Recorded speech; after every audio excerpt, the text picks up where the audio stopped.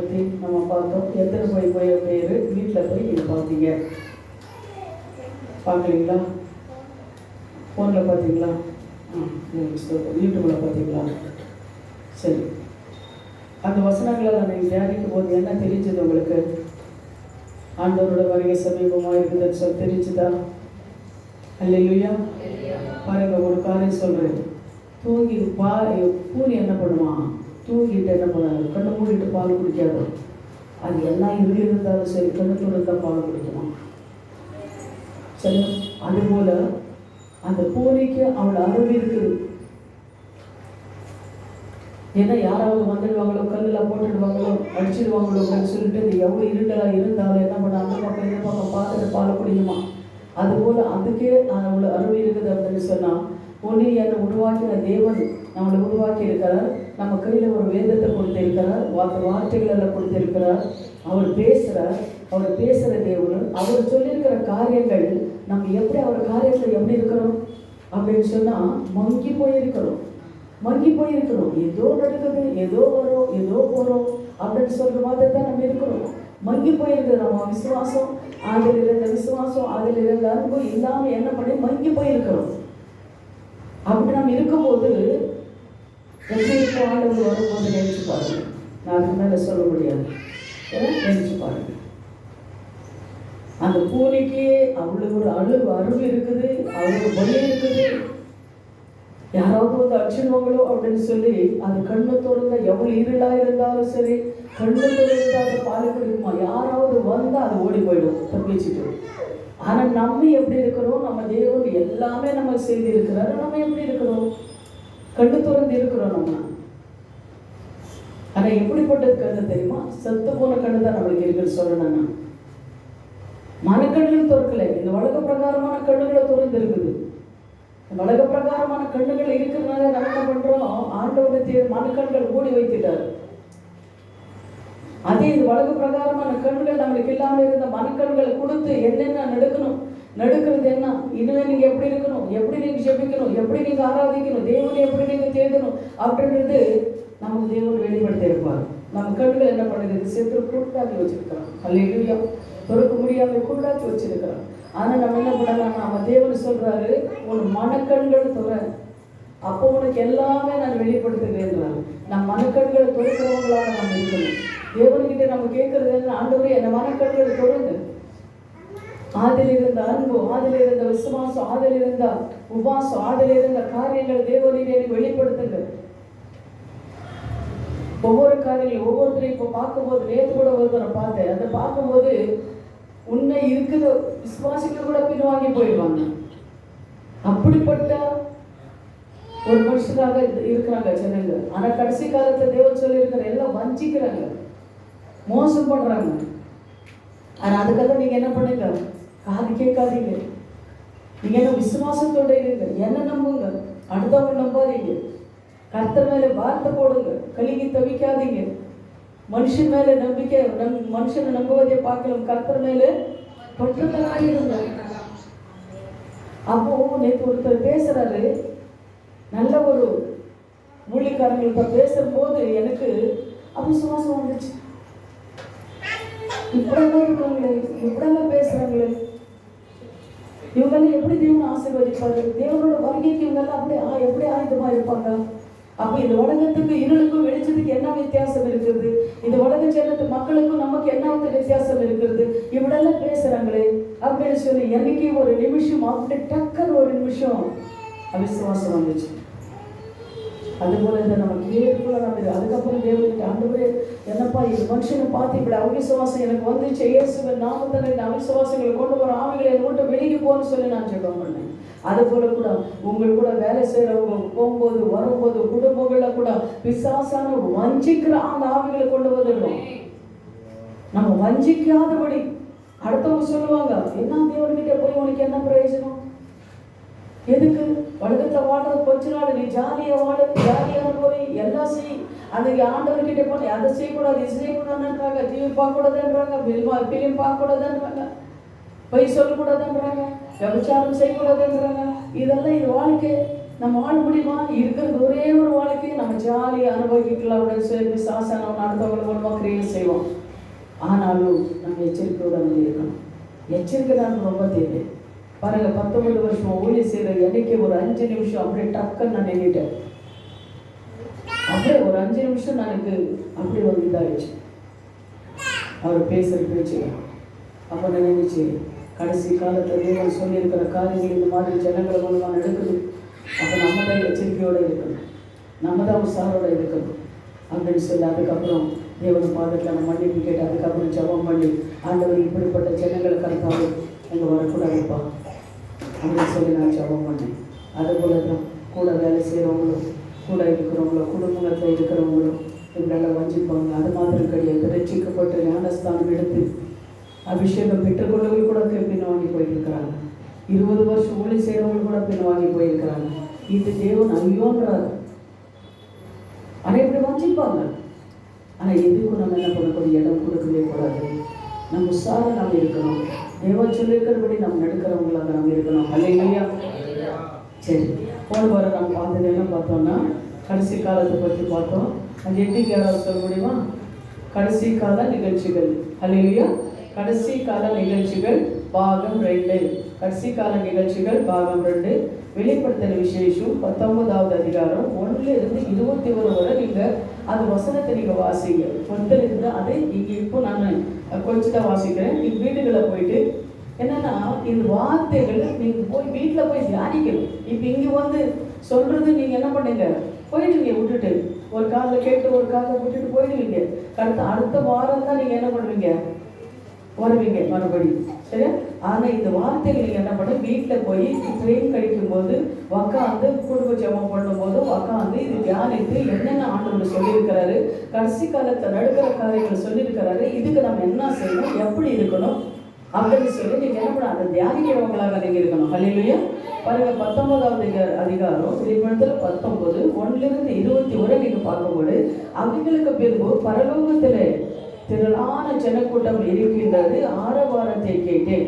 அவர்கள் அல்லேலூயா, ரட்சணியமும் மகிமையும் கனமும் வல்லமையும் தம்முடைய தேவனாகிய கர்த்தருக்கே உரியது. அவருடைய நியாய தீர்ப்புகள் சத்தியமும் நீதியுமானவைகள். மற்றவர்களை குறித்து 21வது வசனம் லாஸ்ட் வாசிக்கிறேன். மற்றவர்கள் குதிரையின் மேலே ஏறி வரவருடைய வாயிலிருந்து புறப்படுகின்ற பட்டயத்தாலே கொல்லப்பட்டவர்கள். அவர்களுடைய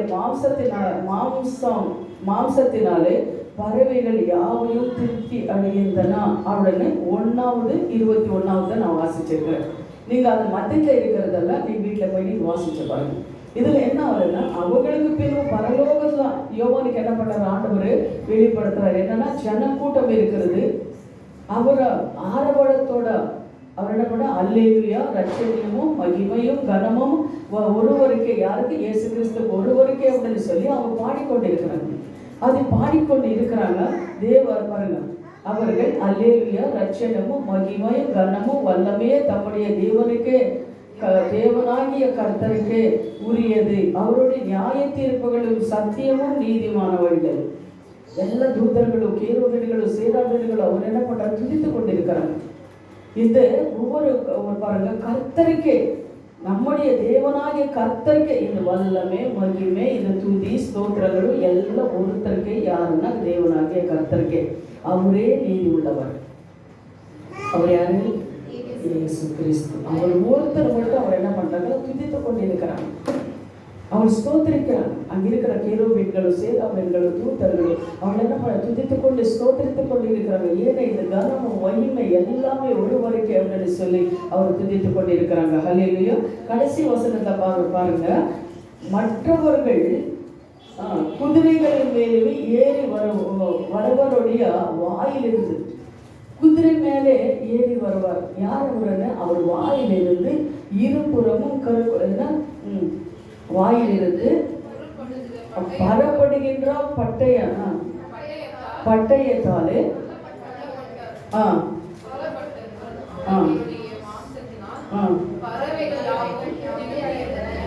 அவருடைய மாம்சத்தினாலே பறவைகளை யாரும் திருப்தி அடைந்தனா அப்படின்னு சொன்னா பாருங்க, இங்க இருக்க தேவனோட வருகைக்கு ஆயுதமா இல்லாம தேவனுக்கு விரோதமான காரியங்களை செய்யற அந்த ஜனங்கள், அவர் என்ன பண்றாரு? ஆண்டவர் அவர் என்ன அழிக்கிறார். அப்ப அழிக்கும் போது என்னதுன்னா, அந்த சரீரங்களை பறவைகளுக்கு மாம்சமா இருக்கிறது. தேவனுக்கு கீழ்ப்படியாம இருக்கிற அந்த ஜனங்களோட மாம்சம் இது சரீரங்கள் யாருக்கு? பறவைகளுக்கு அது என்ன பண்ணுது? ஆகாரமா இருக்கிறது அப்படின்னு சொல்லி நம்ம பார்க்கிறோம். அல்லேலூயா. நீங்க அதெல்லாம் நீங்க படிச்சு பார்த்தீங்கன்னா, ஏன்னா நேரம் இல்லாததுனால நான் அதை படிக்கிறேன். நீங்க வீட்டில் கூட போய் படிச்சு பாருங்க. தேவனுக்கு நம்ம கீழ்ப்படியாம, தேவனை தேடாம, தேவனோட கற்பனை நம்ம கை கொண்டு நடக்காம, அவரை துதிக்காம, அவர் சொல்லியிருக்கிற காரியங்களை கீழ்ப்படியாம நம்ம இருக்கும்போது கடைசி காலத்துல தேவன் என்ன பண்றாரு? ஆண்டவரோட கோபாக்கி நான் ஜனங்களை மேல வந்து எல்லாரும் மறித்து போவாங்க. தேவன் என்ன பண்றாரு? எல்லாரும் அழிக்கிறாரு. அந்த அழிக்கும் போது அந்த ஜனங்களை மாம்சம் வந்து பறவைகளுக்கு ஆகாரமா இருக்கிறது என்று வசனம் சொல்லுகிறது. அல்லேலூயா. அதே போல நீங்க மத்தேயு 24:29-31 வரை நீங்க வாசிச்சு பாருங்க. 2 வசனங்கள் மட்டும் நான் வாசிக்கிறேன்.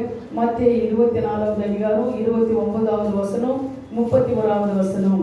அந்நாட்களிலே உபத்திரவம் முடிந்தவுடனே சூரியனும் அந்தகாரப்படும், சந்திரனே ஒளியை கொடாதிருப்பான், நட்சத்திரங்களை வானத்தில் இருந்து விழும், வானத்தில் சத்துவங்களையும் அசைக்கப்படும். அல்லேலூயா. 29ல அப்ப என்ன பண்றாரு? இந்த மாதிரி எல்லாம் நடக்கும் போது கடைசி காலத்துல சூரியன் அந்தகாரப்படும். சூரியன் என்ன பண்றது இல்லை, வெளிச்சம் கொடுக்க மாட்டாரு. அப்ப என்ன? இருள் வரும். இது பூமியில இருளாகும். நட்சத்திரங்கள் வானத்திலிருந்து விழும். நட்சத்திரங்கள் வானத்திலிருந்து விழும். ஆனா வானத்தின் சத்துவங்கள் எல்லாம் அசைக்கப்படும். வானத்தின் சத்துவங்கள் என்ன பண்ண? அசையும். அப்படி அந்த காலத்துல நடக்கும். கடைசி காலத்துல தேவனோட வருகை வரும்போது இதெல்லாம் நடக்கும் போது அவர் சூரியனும் சந்திரனும் இருளா இருப்பார்கள் அப்படின்னு சொல்லி நம்ம பார்க்கிறோம். அல்லேலூயா. இருள் இது உலகம் எல்லாம் இருள் இருக்கும் போது எப்படி இருக்கும்? நம்ம நினைச்சு பார்க்கணும். கற்பனை பண்ணி நம்ம பார்க்கறவங்களாக நம்ம இருக்கணும். எப்படி இருக்கும்? இப்ப சூரிய சந்திரர்கள் நட்சத்திரங்கள் இருக்கும் போதே நம்ம இப்படி இருக்கிறோம்னா, சூரியன் சந்திரன் நட்சத்திரங்கள் இல்லாத போது நம்ம வாழ்க்கை எப்படி இருக்கும்? நம்ம எப்படி வாழ முடியும்? நம்ம எப்படி இந்த உலகத்துல நம்ம இருக்க முடியும்? நம்மளுக்கு ஆகாரம் யாரை கொடுப்பாங்க? ஏன்னா நிறைய கேள்விகளை வருது இல்லையா? அது போல நம்ம எப்படி எல்லாம் நம்ம இருப்போம்? இதெல்லாம் நடுக்குமா? விசுவாசிக்கிறவங்களுக்கு நடுக்குமா? இதெல்லாம் நடுக்கும். யார் காலத்துல? நம்ம காலத்துல கூட நடுக்கலாம். ஆண்டவர் எப்போ வர்றாரு நம்ம சொல்ல முடியாது. நம்ம நினைக்கலாம், ஐயோ எப்போ நாம போயிடுவோம். ஆனா நம்ம பிள்ளைகள் தானே. அவங்க காலத்தை எஜேக்கியல் சொல்லும் போது, நான் இருக்கும்போது அதெல்லாம் நடுக்கக்கூடாது, என் பிள்ளைகள் காலத்துல நடுக்கட்டும் எஜேக்கியல் எப்படி சொன்னாரோ அப்படி நம்ம சொல்லக்கூடாது. நம்ம என்னன்னா நம்ம காலத்துல இப்படி நடுத்தாலும் நம்ம என்ன பண்ணோம்? நமக்கு இந்த மாதிரி வரும். ஆனா யாருக்கு அந்த மாதிரி வரோம்னா, தேவனுக்கு கீழ்ப்படியாம இருக்கிறவங்களுக்கு தான் வரும். தேவனுக்கு கீழ்ப்படுறவங்களுக்கு அதுக்கு முன்னாடி தேவன் நம்மளை எடுத்துக்கொள்வார். அதனால என்ன சொல்றது? கடைசி காலத்தை இதெல்லாம் நடக்கும் போது நம்ம என்ன பண்ணணும்னா, அதுக்காக இப்ப இருந்து நம்ம ஜெபிக்கிறவங்களாக இருக்கணும். தேவன் முகத்தை தேடுறவங்களாக இருக்கணும். கற்பனைப்படி நடக்கிறவங்களாக இருக்கணும். கொஞ்ச நேரம் இந்த இடத்துல உட்கார முடியாது. கொஞ்ச நேரம் சொல்லணும்னா அது கேட்கறது கூட அது காது கொடுத்து கேட்க முடியாது. ஏன்னா சித்திரம் என்ன பண்ணா தூக்கம் கொண்டு வருவான், பலவீனங்களை கொண்டு வருவான். ஏன்னா கடைசி காலத்துல இதெல்லாம் கேட்க விட மாட்டான் பிசாசானவன். நீங்க தியானிக்க கூட வீட்டுல போய் நீங்க தியானிக்கலன்னா கூட தியானிக்க கூட விட மாட்டான். ஏன்னா கடைசி காலத்துல அவரு எவரும் முழுகலாமான்னு சொல்லிட்டு வகை தேடி கொண்டு இருக்கிறான். ஆனா நம்ம என்ன பண்ண? விழித்திருந்து ஜெபிக்கிறவங்களாக இருக்கணும். நம்ம கண்கள் அவர் சொல்றாரு, கண்களை பிரகாசம் உள்ள ஒரு கண்களாக நம்மளுக்கு வேணும்னு ஆண்டவர்கிட்ட நம்ம கேட்கிறவங்களாக நம்ம இருக்கணும். அல்லேலூயா. அதனால இந்த கடைசி காலத்துல என்ன ஆகுதுன்னா இதெல்லாம் நடக்குது. சூரிய சந்திரர்கள் எல்லாம் இல்லாம போவார். அதே 30 பாருங்க. அப்பொழுது மனுஷகுமாரனுடைய அடியாளங்கள் வானத்திலே காணப்படும். அப்பொழுது மனுஷகுமாரனே வல்லமையோடும் மிகுந்த மகிமையோடும் வானத்தில் மேகங்கள் மேலேயும் வருகின்றதையே பூமியில் உள்ள சகல கோத்திர தாறுகளும் கண்டு புழுங்குவார்கள். பாருங்க, அப்பொழுது மனுஷகுமாரனோட அடியாளங்கள் வரும். 30வது வசனத்தில் நீங்க பாருங்க. 24:30 மனுஷனுடைய குமாரனுடைய அடையாளங்கள் வானத்திலே காணுவார்கள். அப்பொழுது மனுஷகுமாரன் வல்லமையோடும் மகிமையோடும் வானத்திலே மேகங்கள் மேலே வருகிறதே, பூமியில் உள்ள சகல ஜனங்கள் எல்லாம் புலம்புவார்கள். பாருங்க, அதனால சொல்றது, இப்ப நம்ம ஜீவனோட இருக்கும் போதே, நம்ம சரீரத்துல மூச்சு இருக்கும் போதே தேவன் நம்ம தேடுறவங்களாக நம்ம இருக்கணும். அப்ப பாருங்க, இப்ப அவங்க என்ன பண்றாங்கன்னா, தேவன் வர்றது எல்லாரும் பார்த்து புலம்புவார்கள். அப்புறம் அடிச்சுக்குவாங்க, நெஞ்சு அடிச்சுக்குவாங்க. ஐயோ, தேவன் சாந்தமா சொன்னாங்களே, நம்ம கேட்கலையே, நம்ம இப்படி இருந்துட்டோமே, கேர்லெஸ்ஸா இருந்துட்டோமே, நம்ம ஆண்டவர் முக்கியத்துவம் கொடுக்கலையே, தேவன் கற்பனைகள் படி நம்ம நடுக்காம போயிட்டோமே, தேவன் நம்ம தேடாம போயிட்டோமே அப்படின்னு சொல்லி அவங்க புலம்புவார்கள். எல்லா ஜனங்களும் புலம்புவார்களாம். ஆனா என்ன, இப்போ எத்தனோ பேர் பின்வாங்கி போயிருக்கிறாங்க. சத்தியம் தெரியாம இருக்கிறவங்கள பரவாயில்லை, ஆனா சத்தியம் தெரிஞ்சு பின்வாங்கி போய் யார் யாரு ஜாதி மதம் அப்படின்னு சொல்லி பார்த்து கொண்டு இருக்கிறாங்க, அவங்களுக்கெல்லாம் இந்த மாதிரி நடக்கும். அவங்க எல்லாம் புலம்புவாங்க, அழுவாங்க. அந்த நேரத்தில் கிருபையின் காலமே கிடையாது. இயேசு கிறிஸ்து கேட்கவே மாட்டார். நான் அடிக்கடி சொல்லுவேன், இப்போ அவர் லாயராக நம்மளுக்கு இருக்கிறாரு, ஜட்ஜாக அவர் வரும்போது யாரும் என்ன ஜட்ஜுக்கு போய் நியாயம் தீர்க்க யாராலே முடியாது. லாயர் இருந்தால் தான் ஜட்ஜுக்கிட்ட போக முடியும். லாயரே இல்லாத போது ஜட்ஜுக்கிட்ட யாரும் நியாயம் தீர்ப்பாங்க முடியாது. அதனால நம்ம என்ன பண்ணணும், இப்பொழுது தேவன பாதத்தில் வர்றவங்களாக இருக்கணும். பூமியில இருக்கிற சகல மனுஷர்களை என்ன பண்ண அழுவாங்க, வாய் அடிச்சுக்குவாங்க. ஐயோ, இதெல்லாம் சொன்னாங்களே, நான் இப்படி இருந்துட்டேனே. ஜாதி மதங்களுக்கு பயந்து, சொந்த பந்தங்களுக்கு பயந்து, கிறிஸ்தவன் மறுதளித்துட்டு நான் இருந்துட்டேனே அப்படின்னு சொல்லி எல்லாம் என்ன பண்ணுவாங்க, சகல ஜனங்களும் கோத்திரங்களும் அழுவார்கள், புலம்புவார்கள். அப்ப என்னதான் நம்ம பண்ணாலும் ஆண்டவர்கிட்ட இதுதான் கிருபையின் காலம். அப்போ கிருபையின் காலம் கிடையாது. அதனால அந்த தேவன் சீக்கிரமா வரையில சொல்லி சொன்ன தேவன் என்ன பண்ணாரு, இது எதுக்காக வராம இருக்கிறாங்களா, நீனும் நானும் ரட்சிக்கப்படணும், இல்லை ஜனங்களுக்கெல்லாம் சத்தியத்தை சொல்லணும், நம்ம மனம் மாறணும், எல்லாருக்கும் தெரியணுமா, தேவன் வருகை எல்லாருக்கும் தெரியணும். அதுக்காக தான் தேவன் தாமதமா இருக்கிறார். அதனால இந்த தேவன் என்ன பண்ணாரு, நம்ம என்ன தவறு செஞ்சாலும் நம்ம மறந்தளித்தாலும் அவர் என்ன பண்றாரு, இறக்கமுள்ள தேவனாக அவர் இருக்கிறாரு. நம்மளுக்கு இப்ப தெரியாது, ஆனா கண்டிப்பா ஆண்டவர் ஒவ்வொருத்தருக்கும் நம்ம கடை கொடுக்குறவங்களாக இருக்கணும். நம்ம நினைக்கிறோம், இப்ப ஞாயிற்றுக்கிழமை வேலை இருக்கிறது, திங்கட்கிழமை வர முடியாது, சாயங்காலத்துல பிரேயருக்கு வர முடியாது, ஏன்னா நம்மளுக்கு வேலை இருக்குது. வீட்டுல சாப்பாடு செய்யணும், துணி துவைக்கணும், எல்லாமே வேலை இருக்குது. ஆண்டவர் தேட நம்மளுக்கு டைம் இல்லை. எத்தனை பேர் இந்த வாரம் முழுவதும் காலையில மழையில ஜெபித்தீங்க? வேதத்தை எத்தனை பேர் வாசிச்சிங்க? காலையில மாலையில வேதத்தை எத்தனை பேர் வாசிச்சிங்க? இதில் வாசிக்கலையாமா, ஜெபிக்கலையாமா? எடுங்க கையே. எதுக்காக நான் சொல்லிட்டு இருக்கேன், எத்தனை பேர் காலையில மாலையில ஜெபம் பண்ணீங்க? வேதத்தை எத்தனை பேர் வாசிச்சிங்க? சபைக்கு இந்த வாரத்தை எத்தனை நாள் வந்திருக்கிறீங்க? எல்லா ஜெபத்துல எத்தனை பேர் கலந்து கொண்டு இருக்கிறீங்க?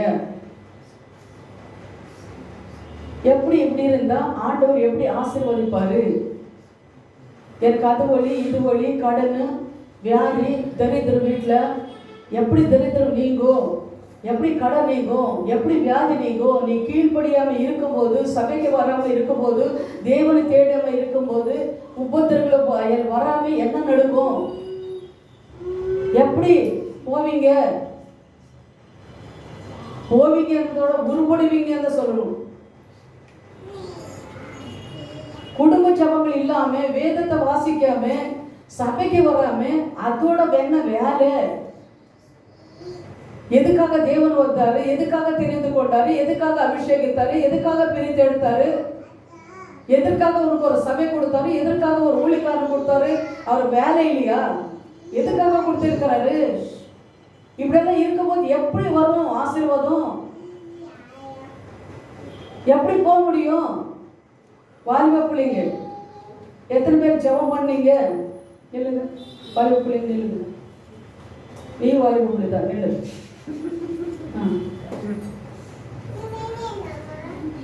வீட்டில் ஜெபம் பண்ணீங்களா? காலையில் மாலையில் உண்மை சொல்லணும், ஆண்டவர் பார்க்குறாரு. ஜெபம் பண்ணீங்களாமா? பண்ணீங்களா? வசனம் வாசிச்சிங்களா?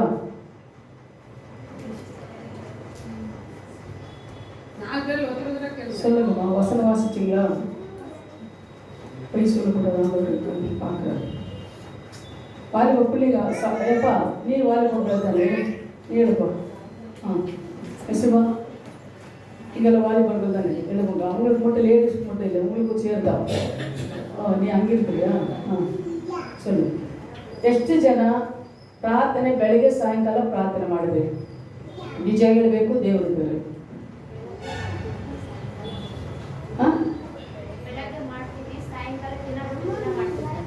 ದಿನ ಬಿಟ್ಟು ದಿನನಾ? ಇವತ್ತು ದಿನ ದೇವ್ರಿಗೆ ಎಷ್ಟು ಕೊಡ್ತೀರಾ?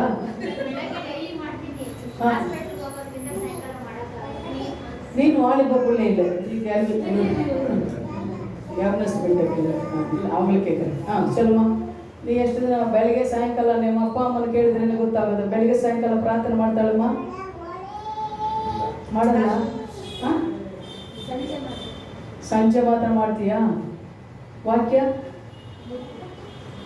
ಸಂಜೆ ಮಾತ್ರ ಹೋಗ್ತೀಯಾ? ನೀನಪ್ಪ ನೀವಪ್ಪ? சாயங்கால சாயங்காலம் ஒரு டைம் பண்ணுறது, காலையில் ಬೆಳಿಗ್ಗೆ ಅಮ್ಮ ಬೆಳಿಗ್ಗೆ பண்ணுறண்ணா வாக்கிய வாசிக்கிறேண்ணா.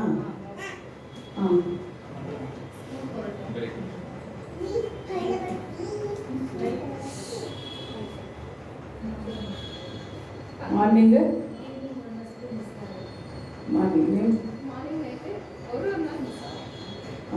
வசனம் வாசிக்கிறேன். சரி, இப்படி இருக்கிற பிள்ளைங்களை, வாலிப பிள்ளைங்களை நல்ல வாழணும்னு சொல்லி தேவன் சொல்லியிருக்காரா இல்லையா? வாலிப வயசில் சுஷ்டிக்கிறேன்னு தேவன் சொல்லியிருக்கிறாரா? சொல்லியிருக்காரா இல்லையா? எல்லாம் நீங்கள் வாலிப பிள்ளைங்களை சொல்லணும். சொல்லியிருக்காரா இல்லையா? அப்போ அதன்படி நடக்கிறீங்களா? அப்போ எப்படி ஆசீர்வாதம் வரும்? எப்படி நல்ல வாழ்க்கை கிடைக்கும்? எப்படி நல்லா இருப்பீங்க? எப்படி ஆண்டவரோட வருகைக்கு எப்படி ஆயுதமாக இருப்பீங்க? இப்போ இவங்கள என்னமோ சரி, வயசாச்சு, ஒரு டைம் மிஸ் ஆகிடுது. ஆனால் நீங்கள் வாலிப பிள்ளைங்க, நீங்கள் காலையில் மாலையில் ஜெபம் பண்ணி வேதத்தை வாசிக்காமல் இருந்தால் எப்படி வாழ்க்கை உருப்படும்?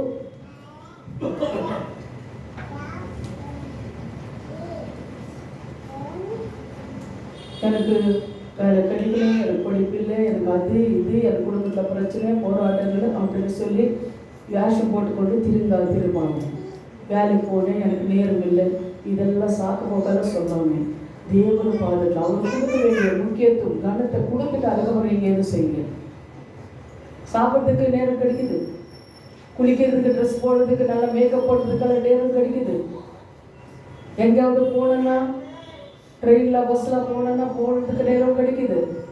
ஆனால் வேதத்தை வாசித்து ஜெபம் பண்ணுறதுக்கு நேரம் கிடைக்காது. அவ்வளோதானே? டிரைவிங்கில் ப்ரே பண்ணுறேன். கம்பல்சரி டிரைவிங் எப்போ போனால் அப்போ ப்ரே தான். வசனம் எத்தனை வசனம் வாசிக்கிறேன்? வசனம் ஃப்ரீயாக இருக்க வாசிக்கிறோம்.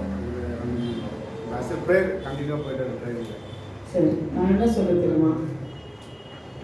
வாலிப பிள்ளைங்களானாலும் சரி, யாரானாலும் சரி, முதலாவதாக தேவனோட ராஜ்யம் நீதி நியாயத்தை தேடுது. ஏன்னா நம்ம கடைசி காலத்தில் வேஷம் போட முடியாது, அவர் ஏமாற்ற முடியாது. அவர் ஒவ்வொரு நாளும் பார்த்து கொண்டு இருக்கிறாரு. நான் உருப்படணும் அப்படின்னு சொன்னால் நம்ம என்ன பண்ணணும்? தேவனோட ராஜ்யம் கட்டுறவங்களாக இருக்கணும். எத்தனை பேர் போய் பேசுறீங்க?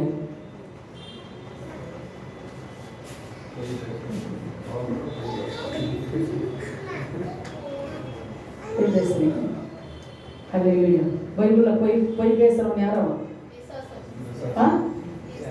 பிசாசின் மகனும். பிசாசன் உனக்கு தெரியாது, பிசாசனுக்கு மகனும். இவங்கெல்லாம் போய் பேசுறவங்க யாரு? புள்ளிங்க. பிசாசுக்கு புள்ளிங்க இவங்கெல்லாம்.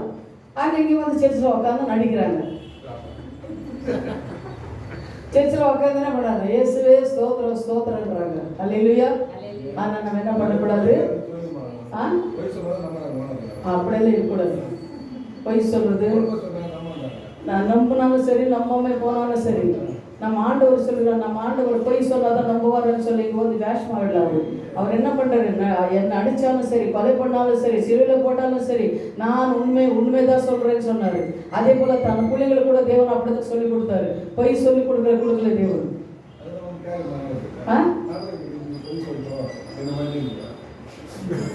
சொல்றேன், அதுக்கு வரேன். சரியா? சரி, அதனால நீங்க இனிமே என்ன பண்றீங்கன்னா, காலையில மாலையில பைபிள் படிச்சு ப்ரேயர் பண்ணணும். சபைக்கு வரணும். அப்பப்போ வந்து சபையில் கொஞ்சம் மூஞ்சி காட்டுங்க. சரியா? இனிமே அடுத்த வாரம் கேட்கு, எத்தனை அதிகாரங்கள் படிச்சிங்க, அப்படி போய் சொல்லக்கூடாது, எல்லாம் எழுதிட்டு வரணும் நீங்கள். சரி, தேவ நாமத்துக்கு ஸ்தோத்திரம். உட்காருங்க, உட்காரு. சரி, இன்னொரு காரியம் என்ன தெரியுமா? போய் அது நான் சொல்கிறேன், அது கூட கொஞ்சம் ஒரு அவர் என்ன பண்ணுறாருன்னா, போய் சொன்னால் தேவன் மன்னிப்பாடுறான். அவர் மன்னிப்பாடுற. தாவீது போய் சொன்னார் தானேம்மா? தாவீது தவறு செஞ்சார் தானே? அவர் எல்லாரும் இதெல்லாம் கவனமாக கேட்க. தாவீது தவறு செய்தார் இல்லையா? அதில் நீங்கள் ஒரு வசனம் பாருங்கள். அவர் என்ன பண்ணுறாருன்னா, வசனம் இல்லை, தாவீது தவறு செய்தார். என்ன தவறு செய்தார்? ஒரே ஒருத்தவங்க தவறு செஞ்சார். பச்சை பாலிக்கிட்ட விபச்சாரம் பண்ணார், அதுதானே? ஆனால் பச்சை பாலை புருஷன் உரியாவை என்ன பண்ணாரு? கொலை பண்ணார். ஏன்னா இது கடிக்கணும், பொண்டாட்டி கடிக்கணும்ன்றதுக்காக உரியாவை மனைவி என்ன பண்ணாரு? கடிக்கணுன்றதுக்காக உரியாவே கொலை பண்ணார். இது ஒரே ஒரு தப்பு தான் அவர் செஞ்சார் வாழ்க்கையில். ஆனால் தப்பு தேவன் மன்னித்தாரா? மன்னித்தாரா? சொல்லுங்க, நீங்க எல்லாரும் சொல்லுங்க. தேவன் தப்பு தாவீதை தவறு மன்னித்தாரா இல்லையா? சொல்லுங்க. தேவன்கிட்ட மன்னிப்பு கேட்கிறவர் தாவீதை தவறு தேவனை மன்னித்தாரா இல்லையா? எப்படி மன்னித்தாரு? ஆமா, ஒத்துக்கினாரு. ஆண்டவரே, நான் பாவி, என்னை மன்னிச்சிடுங்க. 51வது சங்கீதம் நீங்க படிச்சு பார்த்தீங்கன்னா, தேவனே என்னை மன்னிச்சிடுங்க, நான் பாவி ஆண்டவரே அப்படின்னு சொல்லி என்ன பண்ணாரு? பரிசுத்த ஆவியானவரே, என்னை விட்டு விழுகாதீங்க, கைவிடாதீங்கன்னு சொன்னாரு. ஒத்துக்கினாரு, ஜெபம் பண்ணாரு. அவர் என்ன பண்ணாரு? உபவாசம் இருந்தாரு. உபவாசம் இருந்து ஜெபிக்க கொஞ்சம் சொல்ற. உபவாசம் இருந்து ஜெபிக்கும் போது அவன் மகனை மறித்து போனா. ஏன் மன்னிக்கல? நான் மன்னிச்ச என் மகன் மறித்து போனான்.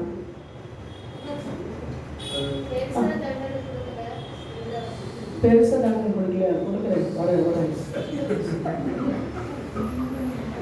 சரி, எதுக்கு என்னமோ அவர் மறுத்தாரு. மகனும் மறுத்து போனா, உபவாசம் இருந்தாரு, ஜெபித்தாரு, மகனும் மறுத்து போனா. அதுக்கப்புறம் பணத்தை அங்கே வச்சுக்கிட்டு அவர் என்ன பண்றாருன்னா, மறுபடியும் எழுறாரு, குளிக்கிறாரு, ஆயிரத்துக்கு போறாரு. போயிட்டு வந்து அவங்ககிட்ட கேட்கறாரு, நீங்க எனக்கு சாப்பாடு கொடுங்கன்றாரு. அப்ப என்ன பண்றாங்க இவங்கெல்லாம்? என்ன பண்றாங்க? அந்த குமாஸ்தரா கூட இருக்கிறவங்க யாராவது பணி செய்றவங்க, அவங்க எல்லாம் என்ன பண்றாங்க? ராஜாவே, நீங்க என்ன பண்ணீங்க? என்ன பண்றீங்க நீங்க? மகனே மறிக்காம இருக்கும் வேதியா இருக்கும் போது உபவாசம் இருந்து ஜெபித்தீங்க. ஆனா மறுத்துக்கு அப்புறம் நீங்க போய் எனக்கு ஆகாரம் கொடுங்கன்றீங்க, எண்ணெய் வச்சுக்க, குளிச்சுட்டீங்க, ஆலயத்துக்கு போகிறீங்க, வந்து ஆகாரம் கொடுக்குறீன்றீங்க. இன்னும் அந்த பணத்தை கூட அடக்கம் பண்ணல அப்படின்றாங்க.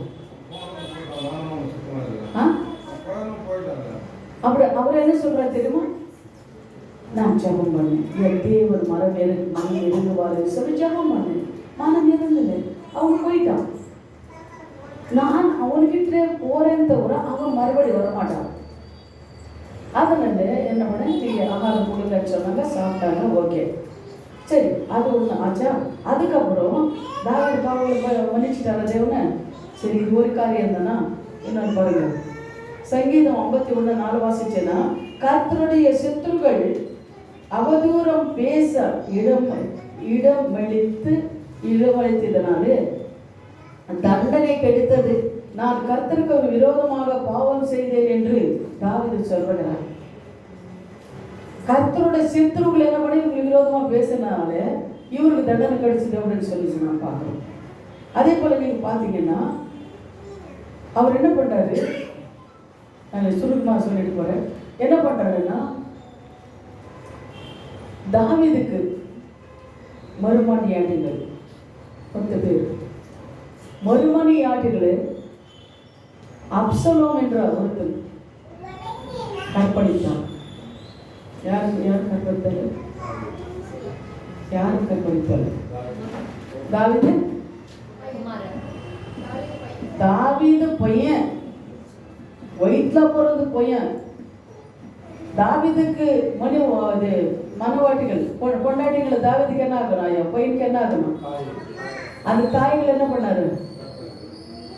10 பேர் கற்பழித்தார். அப்போ தாவீதுக்கு சந்தோஷமா இருப்பாரா? தாவீது பாவ தேவன் மன்னித்தாரா? மன்னிக்கல. அப்சலோம், தாமர். யார் அப்சலோம்? தாமர். அப்சலோமும் அவர் பேர் என்ன?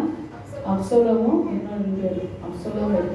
அவர் தாமர் என்ன? தாவீது மகளும் தாவீது மகளும். தாமர் மேல ஆசை என்ன பண்ணார்? அவரு ஆசைப்பட்டார். அண்ணா தங்கி மேல ஆசைப்பட்டு அவளுக்கு அர்ப்பணித்தார். அப்ப இதெல்லாம் கேட்கும்போது தகப்பனுக்கு எப்படி இருக்கும்? சந்தோஷமா இருப்பாரா? நாத்தான் 3 தேவன் சொன்னாரு, நீ என்ன பண்ண, உரியாவே சாகடிச்ச, உரியா மனைவி நீ எடுத்துக்கொண்டு. அதுக்கு ஒரு நிமிஷம், அது என்ன, நான் 12வது அதிகாரம் எடுங்க. ஏசையாவா 1 சாமுவேல் 2 சாமுவேல் 12 வாசிங்க. அப்படி சரி, யாராவது எடுத்துரு அந்த மாதிரி மைப்படணும். 2 சாமுவேல். அப்படியே அப்சலோமுக்கு உப்பரிகையின் மேல் ஒரு கூடாரத்தை போட்டார்கள். அங்கே அப்சலோம் சகல இஸ்ரவேலின் கண்களுக்கு முன்பாக தன் தகப்பனுடைய மறுமனையாட்டிகளின் இடத்தில் பிரவேசித்தான். அந்நாட்களில் அகித்தோப்பேல் சொல்லும் ஆலோசனை தேவனுடைய வாக்கை போல இருந்தது. அப்படி அகித்தோப்பேலின் ஆலோசனை எல்லாம் தாவீதுக்கும் இருந்தது, அப்சலோமுக்கும் அப்படியே இருந்தது.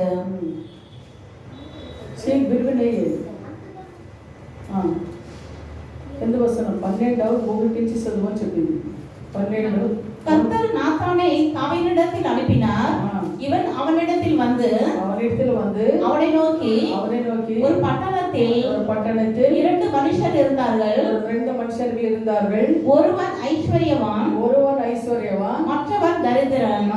ஐஸ்வர்யவானுக்கு ஆடு மாடுகள் வெகு திரளாய் இருந்தது. தரித்திரனுக்கோ தான் கொண்டு வளர்த்த ஒரே ஒரு சின்ன ஆட்டுக்குட்டியை தவிர வேறொன்றும் இல்லாதிருந்தது. அது அவனோடும் அவன் பிள்ளைகளோடும் கூட இருந்து வளர்ந்து அவன் வாயின் அப்பத்தை தின்று அவன் பாத்திரத்தில் குடித்து அவன் மடியிலே படித்துக் கொண்டு அவனுக்கு ஒரு மகனை போல இருந்தது. அந்த ஐஸ்வர்யவானிடத்தில் ஒரு வழிபோக்கன் ஒருவன் வந்தான். வழிபோக்கன் ஒருத்தர் வந்தான். அவன் தன்னிடத்தில் வந்த வழிபோக்கனை சமையல் பண்ணுவிக்க தன்னுடைய ஆடு மாடுகளில் ஒன்றை பிடிக்க தன்னுடைய ஆடு மாடுகளை பிடிக்க மனதில்லாமல் அந்த தரித்திரனுடைய ஆட்டுக்குட்டியை பிடித்து அதை தன்னிடத்தில் வந்த மனுஷனுக்கு சமையல் பண்ணிவித்தான் என்கிறார். மனுஷனுக்கு என்ன பண்றாரு? சமையல் பண்ணிவித்தான். இந்த பணக்காரர்கிட்ட இருக்கிற அந்த ஆடுகளை குடிக்கிறதுக்கு ஒரு மனசு இல்ல. ஆனா யாழைப்பட்டவன் அவன் ஒரே ஒரு ஆடு வைத்து கொண்டு இருக்கிறான். அந்த ஆடு என்ன பண்ணாங்க? குடித்து சமையல் பண்ணி வைக்கிறான். அப்புறம் அப்பொழுது தாவீது அந்த மனுஷன் மேல் மிகவும் கோபம் கொண்டவனாகி, தாவீதுக்கு என்ன தெரியுது? அப்படிப்பட்டவனா? அப்படி யாரு அப்படி யாழைப்பட்டவனுக்கு இருக்கிற ஒரே ஒரு ஆடு, அந்த ஆடுனை குடித்து இருக்கிறான். அவனுக்கு என்ன பண்றாரு? ஏதாவது தண்டனை கொடுக்கணும். யார் சொல்றாரு? தாவீது சொல்றாரு. இதெல்லாம் யார்கிட்ட வந்து சொல்லிட்டு இருக்கிறாரு? நாத்தான்வேல் என்ற ஒரு தீர்க்கதரிசி தாவீது கிட்ட வந்து சொல்றாரு, இப்படியெல்லாம் இருந்தது. ஒரு ஆடு இருந்தது யாழைப்பட்டவனுக்கு. ஆனா அவனுக்கு நிறைய ஆடுகள் இருக்கிறது. ஆனா அவன் என்ன பண்ணல? அந்த ஆடுல ஒன்னு எடுத்து அடிச்சு புசிக்க அவனுக்கு மனசு இல்லை. அவன் யாழைப்பட்டவனுக்கு இருந்தது ஒரே ஒரு ஆடு. அவன் மடியில போட்டு வளர்த்து கொண்டு இருந்தான்.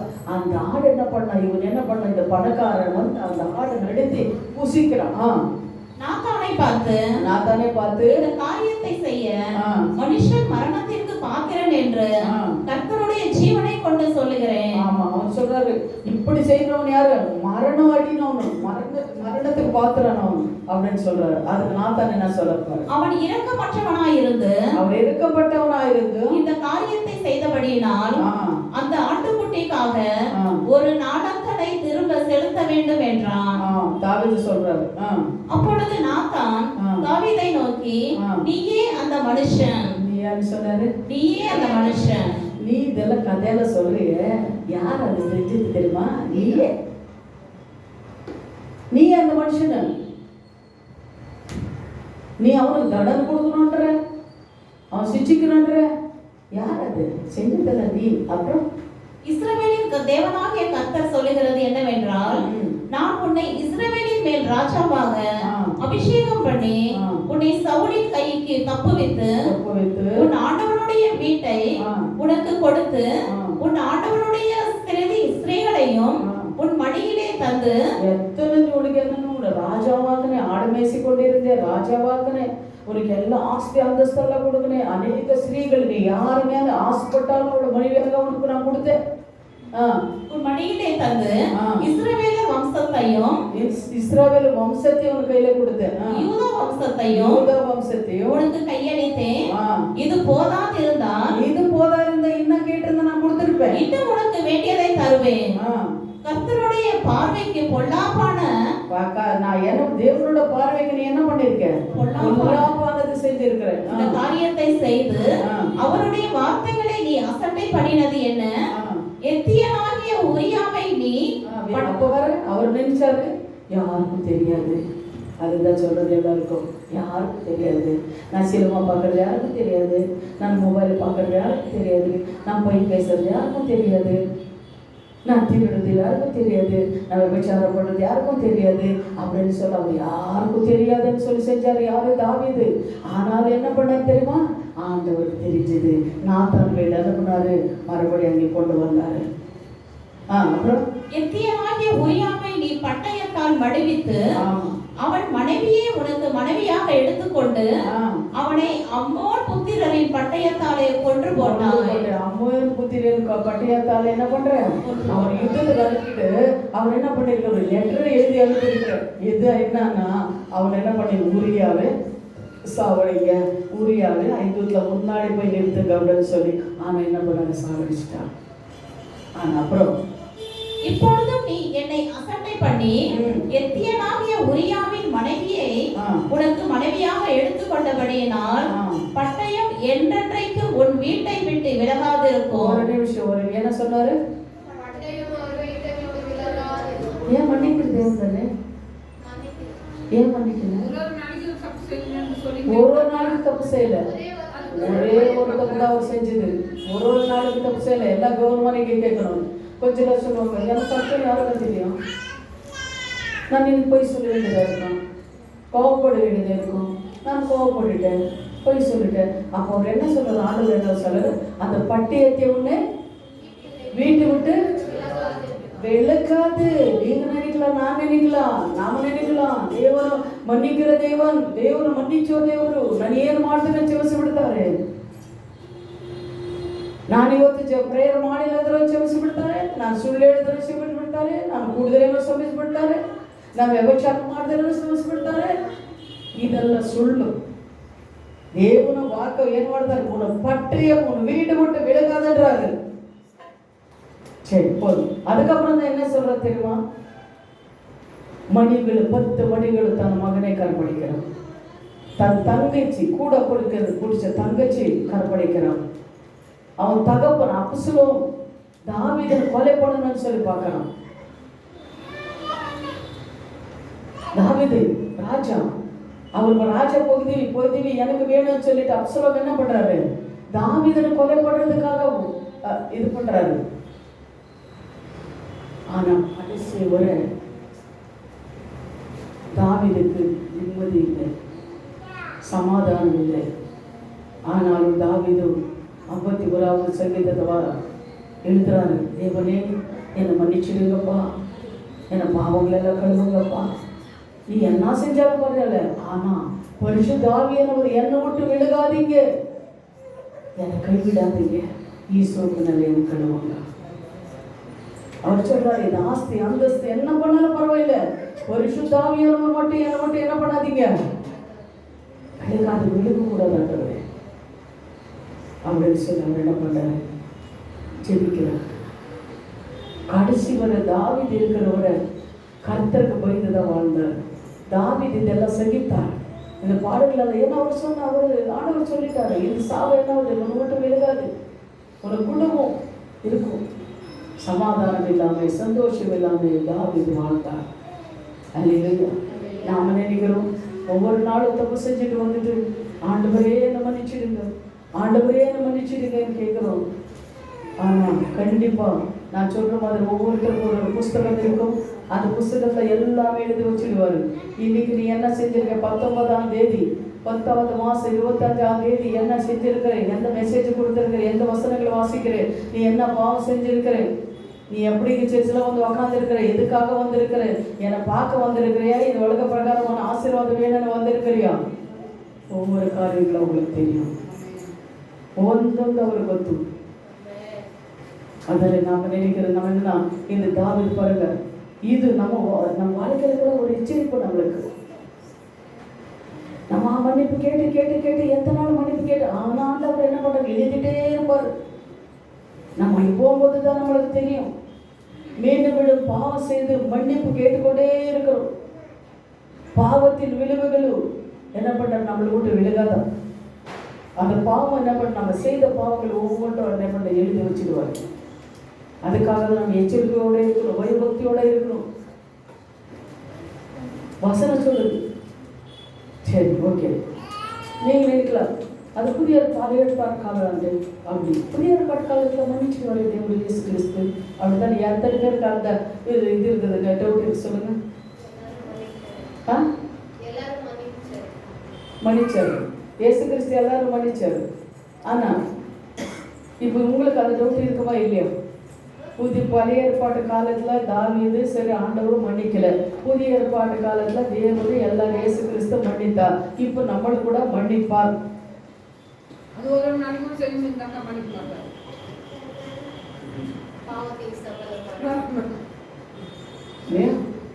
இன்னொரு காரணம், அனனியா சப்பீரியால் நான் பார்க்குறோம். அப்போஸ்தலர் 5வது அதிகாரத்தில் நம்ம அனனியா சப்பீரியா அவர் என்ன பண்ணாரு, எல்லாம் எடுத்துட்டு வந்து அப்போஸ்தலர் காலத்தில் வைக்க அப்படின்னு சொன்னார். அப்போ அவங்க என்ன பண்ணாங்க, கொஞ்சம் விற்றாங்க, எடுத்துகிட்டு வந்து பயபக்தியோடு வச்சுட்டாங்க. இந்த அனனியா சப்பீரியா என்ன பண்ணுறாங்க, அதில் கொஞ்சம் எடுத்து வச்சுக்கணும். புருஷனுக்கு தெரியாமல் கொஞ்சம், கொண்டாடி புருஷனுக்கு தெரியாமல் கொஞ்சம் எடுத்து வச்சுக்கினாங்க. ஆனால் ஆண்டவரோட கோபாலம் வந்துச்சு இல்லையா? வந்துச்சா? வந்துச்சு.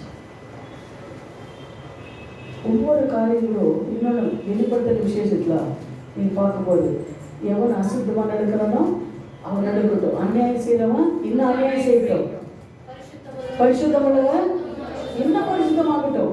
நான் வரும்போது அவனவனுக்கு தகுந்த பலனை என்ன பண்ணுவேன்? அல்லேலூயா. நாம் இப்போ நினைக்கல தேவனை மன்னிச்சிடுவாருன்னு. தாவீது ஒரு எக்ஸாம்பிள், நமக்கு இயேசு கிறிஸ்து கடைசி வெளிப்படுத்தல சொல்லியிருக்கிற ஒரு எக்ஸாம்பிள், அனனியா சப்பீரியால் ஒரு எக்ஸாம்பிள். நம்ம இதெல்லாம் நம்ம பார்க்கும்போது தேவனை மன்னிக்கிறார். இவ்வளோ பெருசாக வருது, இவ்வளோ கொஞ்சம். ஆனால் கப்பல் சேதமே எல்லாமே பிராண சேதம் இல்லை. அது சொல்லுங்க, அதுக்கு அர்த்தம் என்ன? கப்பல் சேதமே இல்லாமல் பிராண சேதம் இல்லை. அதுக்கு என்ன அர்த்தம் அப்படின்னு சொன்னால், ஏதாவது நஷ்டங்களோ வியாதிகளோ இதுதான் கொண்டு வருவார். ஆனால் பிராண சேதம் மரண சேதம் இருக்காது. அல்லேலூயா, அல்லேலூயா. அதனால நம்ம என்ன பண்ணணும்னா, நம்ம செய்த அந்த காரியங்கள் ஒவ்வொன்றும் தேவனை பார்த்து கொண்டு இருக்கிறார். பாருங்க, ஏதோ மெசேஜ் வந்துட்டோம், சரிங்களா? அதனால தேவன் என்ன பண்ண, தேவன் சொல்ல, தேவன் நாமத்துக்கு ஸ்தோத்திரம் உண்டாவதாக, அவர் சித்தம் எதுவும் அதன் வழி தான் அவர் நடத்துவார். சரி, அது மாத்திரம் இல்லை. அதே 12 பாருங்க, 12, 24, 25 2 சாமுவேலமா, 2 சாமுவேல் 12, 25, 24, 25 சாமுவேலை கர்த்தரை நேசித்தார்.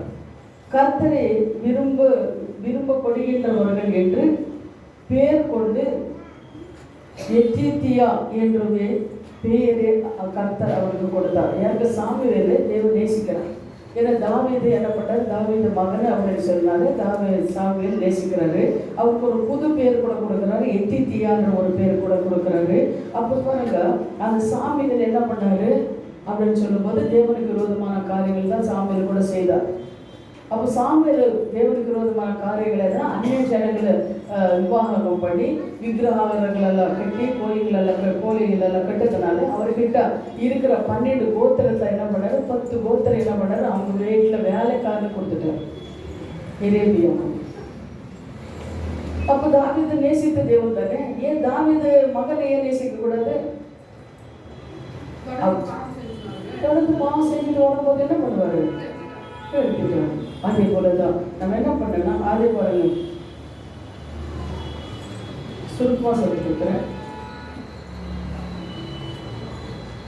அதே போல அதே 12:5-6 வாசிச்சு போது, பாவத்தின் பல மாதங்களே அது வாசியமா 12:5-6 வாசிங்க. அப்பொழுது தாவீது அந்த மனுஷன் மேல் மிகவும் கோபம் கொண்டவனாகி நாத்தானை பார்த்து, அந்த காரியத்தை செய்த மனுஷன் மரணத்திற்கு பாத்திரன் என்று கர்த்தருடைய ஜீவனை கொண்டு சொல்லுகிறேன். அதே 7-9 வாசி. 7-9 7:9. அப்பொழுது நாத்தான் தாவீதை நோக்கி, நீயே அந்த மனுஷன். இஸ்ரவேலின் தேவனாகிய கர்த்தர் சொல்லுகிறது என்னவென்றால், நான் உன்னை இஸ்ரவேலின் மேல் ராஜாவாக அபிஷேகம் பண்ணி உன்னை சவுலின் கைக்கு தப்புவித்தார் அப்படின்னு சொல்லி பார்க்கலாம். தாவீதன பாவங்களே விளைவுகள் பாருங்க. தாவீதன செய்த அந்த பாவங்களுக்கு அது அனுபவிச்ச காரணங்களை பாருங்க. தாவீதன் மனைவிகளே தவிர்த்தினா ஒரு மகனே அப்சலோம் அவனை மறுமாட்டியர்களோட இருந்தார். அது 2வதாக நீங்கள் பார்க்கும்போது தாவீதிலே மகனாகிய அம்மோன், அப்சலோம், அத்தோனியா ஆகிய ஒரு கொலை செய்தார். தன் புள்ளிகள் என்ன பண்ணாருன்னா பாருங்க, தாவீதின் புள்ளிகள் அப்சலோம் அத்தோனியா ஆகியவர்களை கொலை செய்தார்கள். தாவீது முன்னாடி அவர் என்ன பண்ணாரு, தன் புள்ளைய ஒரு புள்ளை 2 புள்ளைகளை போய் கொலை செய்தார். அது அப்போ தாவீது சந்தோஷமா இருக்க முடியாது. அதே போல நீங்க பார்க்கும்போது 15 இருந்து 10 நீங்க பார்க்கும்போது தாவீது 15வது அதிகாரத்தில் 10வது வசனம், தாவீது மகனான அப்சலோம் தாவீதுக்கு எதிராக புரட்சி செய்தார். என்ன பண்ணார், கொலை செய்து அப்சலோம் என்ன பண்ணாரு, தாவீதுக்கு விரோதமாக ஒரு கொலை செய்யணும்னு சொல்ல வந்தார். 4வதாக அவரது மணி ஆட்டுகளை யாவருக்கும் தெரிந்து தாவீது மகனை அவமானப்படுத்தினார். அது தெரியும். பத்சேபா இடத்திலே உருவான தாவீதின் மகன் மரணமடைந்தான். அது ஒன்று.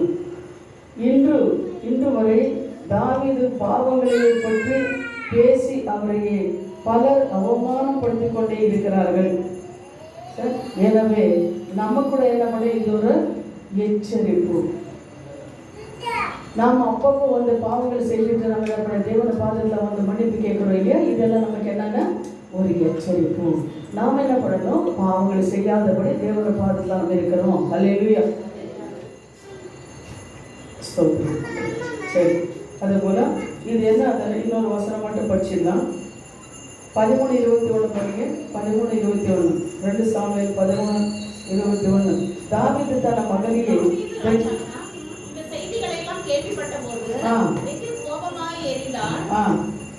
இல்ல அது இல்லை 21 13:21. தாவீது தன் மகனையை தண்டிக்கவும் இல்லை, தமக்கும் திருமணம் செய்யவும் இல்லை, முயற்சிக்கவும் இல்லை, தடையை நடந்தது. தாவீது என்ன பண்ணாரு, இந்த பிள்ளைகள் என்ன பண்ணல, தண்டிக்கவே இல்லை, அவங்களை கண்டிக்கவும் இல்லை, அவங்களுக்கு திருமணங்களும் ஏற்ற காலத்தில் திருமணங்களும் செய்யவே இல்லை அப்படின்னு சொல்லி என்ன பண்ணுது வசனம் சொல்லுது. அதனால நம்ம என்ன பண்ணணும், புள்ளிகளை நம்ம தண்டிக்கணும். புள்ளிகள் என்னன்னா தண்டிக்கணும்னா கோல் எடுத்துட்டு நல்லா அடித்து இது போடுறது இல்லை. புள்ளிகளை என்ன பண்ணணும்னா எப்படி ஒரு ஸ்நேகர் இப்போல்லாம் தண்டிச்சேன்னா ஓடி போயிடுவாங்க. இப்போ ஒரு தாய் தகப்பன் எப்படி இருக்குதுன்னா ஒரு ஃப்ரெண்ட்ஷிப்பாக இருக்கும். பிள்ளைங்களுக்கு அவங்களுக்கு எப்படி எடுத்து சொல்லணும், எப்படி அவங்களை நடத்தணும், அவங்களுக்கு ஏற்ற காலத்தில் என்னென்ன செய்யணும், அவங்களுக்கு என்ன தீமை இருக்கிறது, அந்த தாய் தகப்பன் நம்ம என்ன பண்ணணும்னா புள்ளிகளை நம்ம பார்க்கணும். சரி, அப்படி பார்க்கும்போது புள்ளிங்களை தகுதி போக சான்ஸ் இருக்காங்க. அது இல்லையா, ஆனால் நம்ம என்ன பண்ணணும், ஒரு ஃப்ரெண்ட்ஷிப்பாக அவர்கிட்ட நாம் பழகணும். அதே போல் அதே 13:22-29 அப்சலோம் அல்லது தாமர் தன்னை தகப்பனையே சந்தித்து நியாயம் கேட்டிருக்கலாம். இப்போ அப்சலோம் என்ன பண்ணுறா, தாமரை கற்பழித்தார். ஆனாலும் அந்த தகப்பனை தாவீது என்ன பண்ணியிருக்கிறான்னா இப்போ சொல்லியிருக்கலாம், அப்பா இப்படி ஆச்சு அப்படின்னு சொல்லி என்னம்மா நடந்தது என்னன்னு சொல்லி தாமர்கிட்ட கேட்டிருக்கலாம், அப்சலோம் கிட்ட கேட்டிருக்கலாம், கேட்டு தண்டிச்சிருக்கலாம். ஆனால் அப்படி கேட்டு தண்டிச்சிருந்தா என்ன பண்ணல, இவ்வளோ தீங்கெல்லாம் வந்திருக்காது. கொஞ்ச நேரம் என்ன பண்ணாங்க, பிள்ளைங்களை என்ன செய்தாலும் என் பிள்ளைங்க ஓகே நல்லவங்க விட்டுடுவீங்க அப்படி இருக்கக்கூடாது. என்ன காரியங்கள் செய்தாலும் அது நல்லதோ கெட்டதோ எதுன்னு சொல்லி கேட்டு விசாரித்து அதுக்கு தகுந்த மாதிரி நம்ம என்ன பண்ணணும்னா புத்தி சொல்லி அவங்களை வழிநடத்துறவங்களாக நம்ம இருக்கணும். அல்லேலூயா. நம்ம பிள்ளைங்க இவ்வளோ தவறு செஞ்சாங்கன்னு சொல்லி வெறுக்கவும் கூடாது, என்ன பண்ண அடிக்கவும் கூடாது. அடிக்கணும் தான், ஆனால் அடிக்கணும்னா பொறுப்பு எடுக்காதவன் என்ன பண்ணுறாரு, அப்படி சொன்னாங்க தமிழ்ல. சரியா, அப்படி என்ன பண்ணனா நம்ம தண்டிக்கிற நேரத்தில் தண்டிக்கணும், அன்பு செலுத்துகிற நேரத்தில் அன்பு செலுத்தணும், அந்த பிள்ளைங்களுக்கு என்னென்ன செய்யணும் அந்த நேரத்தில் நம்ம எல்லாம் செய்து முடிக்கணும். அந்த பிள்ளைகளை என்ன பண்ணணும், அவங்கள மேலே ஒரு கண்ணு நம்மளுக்கு தாய் தகப்பனுக்கு அந்த பிள்ளைகள் மேலே ஒரு கண்ணு நம்மளுக்கு இருந்தே இருக்கு. அல்லையா? அவன் என்ன பண்ணணும், நம்ம அப்படி இருக்கணும்னா குடும்பத்தில் உட்காந்து குடும்பத்தில் ஜபம் காலையில் மாலையில் குடும்ப ஜபங்கள் நம்ம பண்ணணும். அந்த பிள்ளைகள் உள்ளத்தில் என்ன இருக்கிறது அப்படின்னு சொல்லி தாய் தகப்பனு பிள்ளைங்களை வந்து சொல்கிறவங்களாக இருக்கணும். அது மட்டும் தெரிஞ்சுக்கணும். எல்லாம் மூடிக்கணும். அவர் எதுக்கு மூடிக்கிறாங்கன்னா, ஒரு மோகன்ஸ் கிளாஸஸ் தான் சொன்னார். ஒரு வாலிப பொண்ணு வந்துச்சான், வந்து அவர்கிட்ட வந்து அழுதுட்டு சொல்லிச்சான், அப்பா நான் உங்ககிட்ட பேசணும்ப்பா அப்படின்னுச்சா. என்னம்மா அப்படின்னு சொல்லி கேட்டான். அப்போது ஒரு பையன் வந்து எனக்கு பின்னாடி வந்துட்டே இருக்கிறான். ஆனால் நாங்கள் எங்கே போனாலும் வந்துட்டே இருக்கிறான், எனக்கு லெட்டர் கொடுத்துட்டு இருக்கிறான் அப்படின்னு சொன்னாரா. அப்போ இவர் சொன்னாரேம்மா அவங்க அப்பா அம்மா அப்படி சொல்லலாம் இல்லையம்மா அப்படின்னு சொல்லும்போது அந்த பொண்ணு சொல்லிச்சான், எங்கள் அம்மா அப்பா சொன்னால் என்ன சொல்லுவாங்க தெரியுமா, என்ன தடைப்பாங்க. நீ கரெக்டாக இருந்தாலும் எதுக்கு வருவான், நீ கரெக்டாக இருந்தாலும் எதுக்கு வருவான், என்னதான் அழைப்பாங்க. அதனால எங்கள் அப்பா அம்மா கிட்ட சொல்றதுக்கு எனக்கு பயமா இருக்குது, நான் சொத்து போகலான்னு இருக்கிறேன் அப்படின்னு சொன்னேன். சரியா? அப்போ அவர் என்ன சொல்கிறாருன்னா, இல்லைம்மா உங்கள் அப்பா அவங்க வர சொல்ல அப்படின்னு சொல்லிட்டு அவருக்கு உட்கார வச்சு அவருக்கெல்லாம் என்ன பண்ண சொல்லியிருக்கிறாரு. பிள்ளைகிட்ட எப்படி நீ நடந்து கொள்ளணும், இப்படி நீ பலி இருந்துச்சுன்னா அந்த பிள்ளைக்கு நடக்கிற காரியங்கள் என்ன பண்ணுது உங்ககிட்ட சொல்ல முடியுமா? சொல்ல முடியாது. அதே ஒரு ஃப்ரெண்ட்ஷிப் மாதிரி நீங்கள் அந்த பிள்ளைங்கள்கிட்ட இன்னைக்கு என்ன நடந்தது, நீங்கள் எங்கே போனேன் என்ன அப்படின்னு சொன்னால் ஒவ்வொரு காரியங்களும் நடத்து சொல்லுவாங்க. அதனால பிள்ளைங்களை நம்ம என்ன பண்ணணும்னா நேசிக்கணும். பிள்ளைங்களை மேலே ஃப்ரெண்ட்ஷிப்பாக நம்ம இருக்கணும். நீ தண்டித்தேன்னா அவங்க என்ன பண்ணுவாங்க, நீ இப்படி தான் இருக்கிற அப்படின்னு வெளியில் நடக்கிற காரியங்களை தாய் தகப்பன்கிட்ட சொல்ல மாட்டாங்க. அவங்க மனசுலாவே வச்சுட்டாங்கன்னா வேதனைப்படுவாங்க. அதுதான் தற்கொலை பண்ணிக்கிறதுக்கும் அதுக்கும் இதுக்கு காரணமாகும். அதெல்லாம் நம்ம என்ன பண்ணணும், பிள்ளைங்களே சோஷியலாக நம்ம கேட்கணும். ஒரு படம் பார்த்தாலோ ஒருத்தர்கிட்ட யாராவது பேசிட்டா கூட நம்ம தப்பு நினைக்கிறதோ தப்பு கண்டுபிடிக்கிறதோ அடிக்கிறதோ அவேர் இருந்து இதெல்லாம் நம்ம என்ன பண்ணக்கூடாது, செய்யக்கூடாது. நம்ம எல்லாம் அந்த வாழ்க்கை நடந்து வந்த அந்த தாண்டி வந்தவங்க தான் நம்ம எல்லாம். அப்போ நம்மளுக்கு ஃப்ரீடம் இல்லை. ஆனால் நம்மளுக்கு பிள்ளைங்களுக்கு நம்ம ஃப்ரீடம் கொடுக்கணும். கண்டிஷனாக போர்டில் போட்ட மாதிரி வச்சுக்கிட்டு நீ அது செய்யக்கூடாது இது செய்யக்கூடாது அப்படி அங்கே போகக்கூடாது இங்கே போகக்கூடாது நீ விடக்கூடாது. பிள்ளைங்களெல்லாம் ஃப்ரீயாக ஆம்பளை போல வளர்த்துக்கலாம். பொம்பளை பிள்ளைங்களெல்லாம் ஆம்பளை பிள்ளைங்களை எப்படி ஒரு தைரியம் நான் பெருமை நான் சொல்ல முடியும். என் பிள்ளைங்களெல்லாம் கண்டிஷனாக வளர்க்கவே இல்லை. ஒரு ஃப்ரெண்ட்ஷிப்பை தான் வளர்ந்தேன். எங்கே அனுப்புனாலும் போனேன்னா போன்னு சொல்லி அனுப்புவேன், ஒண்டி கொடுத்து அனுப்புவேன். இப்போ என் பிள்ளைங்களை என்ன பண்ணி எங்கே வேணாலும் போகிறாங்க. ஆம்பளை போல அவங்க என்ன பண்ண வாழ்ந்துட்டு இருக்கிறாங்க. ஆனால் சொல்லணும், நான் ஃபஸ்ட்டே சொல்லிடுவேன், அது இல்லவோ கிவ்வான்னு வந்துச்சுன்னா அவ்வளோதான். அப்படி இருந்துச்சுன்னா என்கிட்ட சொல்லு, எனக்கு விருப்பம் இருந்தால் செய்வேன் இல்லைன்னா இல்லை அப்படின்னு சொல்லி பிள்ளைங்கக்கிட்ட நம்ம எச்சரிக்கையோட நம்ம என்ன பண்ணணும் சொல்லி. ஏன்னா அது இப்போ நம்ம சொல்லக்கூடாது. இன்னொரு நாள் நான் சொல்கிறேன், தாய் தகப்பன் அதனால தான் வாங்கன்னு சொல்கிறது. ஃபேமிலி மீட்டிங் நடக்கும்போது பிள்ளைங்களை எப்படி நடத்தணும், பொண்டாட்டி புருஷன் வீட்டில் எப்படி இருக்கணும் அப்படின்னு சொல்லி அது சொல்லும் போது தான் நம்மளுக்கு தெளிவு வரும், எப்படி நடத்தணும் என்ன அப்படின்னு சொல்லிட்டு. அதனால் நம்ம என்ன பண்ணணும், பிள்ளைங்களை கண்டிஷனர் ரொம்ப. எங்கள் அம்மா பார்த்தீங்கன்னா அங்கே இருக்கிற கடை கூட நம்ம அனுப்ப மாட்டாங்க.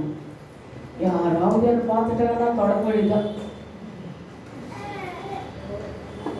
அப்படியெல்லாம் வாழ்ந்தாங்க.